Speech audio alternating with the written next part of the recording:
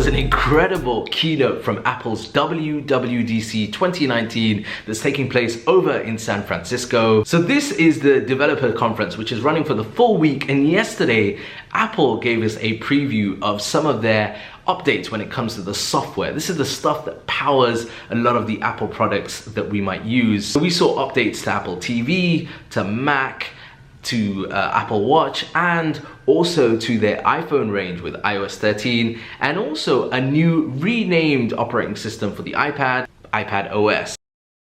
So in this video, what I'm going to be doing is giving you a closer look at iOS 13 and iPad OS, what we can come to expect. Now, I've managed to get my hands on a beta version of the operating system because I have a developer account. So this isn't the final OS that you might be using, but it is going to be close to the final. What's up, guys and girls? You're watching me, EMKWAN, here on EMKWAN Reviews. This is the channel where I talk about technology and lifestyle. If you're new around here, I'd love for you to join my journey by hitting that subscribe button, and feel free to leave a comment anytime during this video. So here it is, iOS 13 running currently on my iPhone XR, which is what I'm going to be demoing this on. So on first glances, what you'll notice is things look pretty standard. I mean, something that we've come to expect from iOS. We get this lock screen, we get a home screen that's still arranged in this kind of app grid format. Swipe to the left, you're going to get widgets.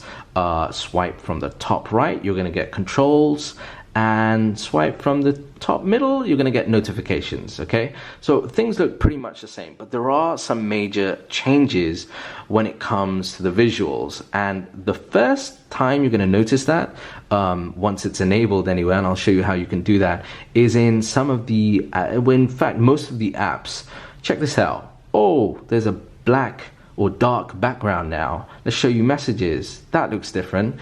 Let's show you the health app. That looks certainly different as well. So there is this system-wide update. This is something that we've seen in macOS with the introduction of dark mode, and now we're getting this for iOS as well. So essentially, if you go into settings, display and brightness, you'll see light and dark. This is traditionally what we've come to expect from iOS. Things have this kind of white background. So let's go back into the Phones app. This will probably look familiar if you're using any current version of iOS 12. This is what you can come to expect. Same with messages. But now with this dark mode, you're going to get this kind of darkish overlay, which I think actually looks really nice. It's definitely easier on the eyes, or it feels that way anyway. I'm not sure if the science goes behind proving that to be the case, because I've read some mixed opinions about that, but certainly visually, I think for anybody that's getting the new iPhone and the new operating system, iOS 13, they'll notice that immediately. You'll also notice that the overlay affects the dock, and it also affects the wallpaper that you're using. So for example, this is the wallpaper currently, but if you toggle it off, I toggle dark mode off, notice just how bright that wallpaper is now. And that is what that dark mode does across iOS as a whole. So I think that's going to be, like I said, one of the things that most people will visually experience as a difference between this version of iOS and previous versions of iOS. Now, there are also some changes to some of the major apps. So Notes has had a bit of a change. I don't actually have very many notes here on this one, but you'll be able to see things in a grid format or in a list format. One of the other things that you'll notice now, which I think is again a very nice update and something that you'll see more and more of within details, is Apple is adding more details. So in the current version of iOS 12, if you want to make notes or you want to use a pen, pencil, ruler, they're not as clearly defined as they are now in iOS 13. We've also got an update to reminders. The Reminders app has been changed, as you can see here.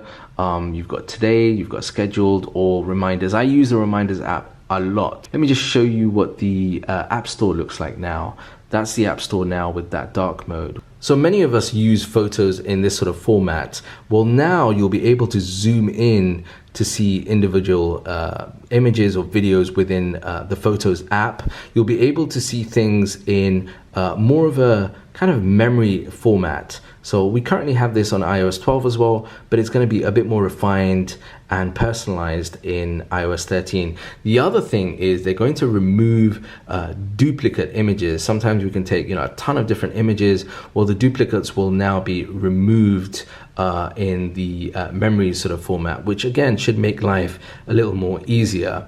There are also some updates to the camera and video editing capabilities as well. So let me just turn this around. I'm just going to shoot a little video clip over here. That's a desk, pretty messy at the moment. But what you're able to do now is you're able to actually edit the video directly. So there are a couple of things that you can do. For example, you will be able to change the exposure rate again. So if you want high exposure, low exposure, that can all be done there. You can also change the orientation. So for example, if you recorded a video in portrait and you want it to be in landscape now, you will actually be able to change that directly. There we go. This is a major thing, I feel, for a lot of people that use their iPhones for photo and particularly for video. Simple editing functions and features that have been added there are really going to enhance a lot of people's experiences with this app. Memojis, much more customization. Notice the AirPods there. That is going to be incorporated in iOS 13. We've got a few more animojis, so we get like a mouse, an octopus, I believe a cow. But one of the other elements is once you've customized your own memoji, you'll be able to actually use those as stickers. So stickers are going to be available in apps like iMessage, which is very, very reminiscent of Snapchat. If you use Snapchat, this is something that kind of reminds me of a Snapchat kind of function and feature. We finally have swipe to type that has come to iOS. This is something that we've seen on Android for a while now, but we're finally getting it on iOS. So simple things like this, see that, is a test, okay? But that is going to be included as a system-wide update to iOS 13. Privacy has been updated, so you'll be able to see exactly which apps are using what. There's going to be much more control over privacy and third-party apps that Apple have included in iOS 13. So if there are apps that are continuously using Bluetooth, continuously looking for a signal, a Wi-Fi signal or cellular signal, even when those apps are not being used, you as a user will be able to see exactly which those apps are and then can make a decision from there whether or not you want that to continue to take place or deal with it in another way, which I think is nice to see incorporated. iPad OS. This is the new name for essentially iOS for the iPad. I think this is something that from the keynote got a lot of people excited. The iPad is a great device, but there are some restrictions to the iPad. So now what we're going to see are some changes that are going to really help define the iPad, not as an extension or a larger version of the iPhone, but as something that has some real potential of bridging the gap between macOS and iOS.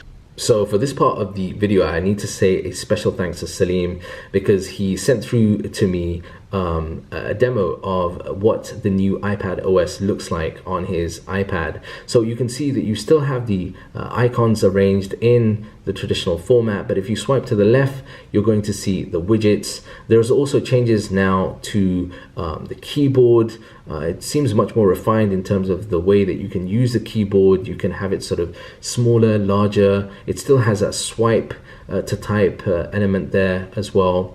The other big thing to notice is when it comes to multitasking now. The multitasking is something that works incredibly smooth, as you can see demoed here. Multitasking can be added to the sidebar, so you can have a main window for your main app and then a smaller window for multiple apps that you might be using. But you can also have split screen as well, where you can have the screen essentially made up of two different elements that can be used side by side, and that's something that I think is going to add a lot of functionality to iPad users. One of the other things that you'll notice here is Maps has been updated, which I actually forgot to mention in the iPhone version in iOS. That is something that has been updated. I don't tend to use Maps, but it is something that Apple is really putting in a lot of energy and effort into enhancing. Just generally, all in all, this is something that I'm really keen on getting my hands on, particularly on my iPad Pro.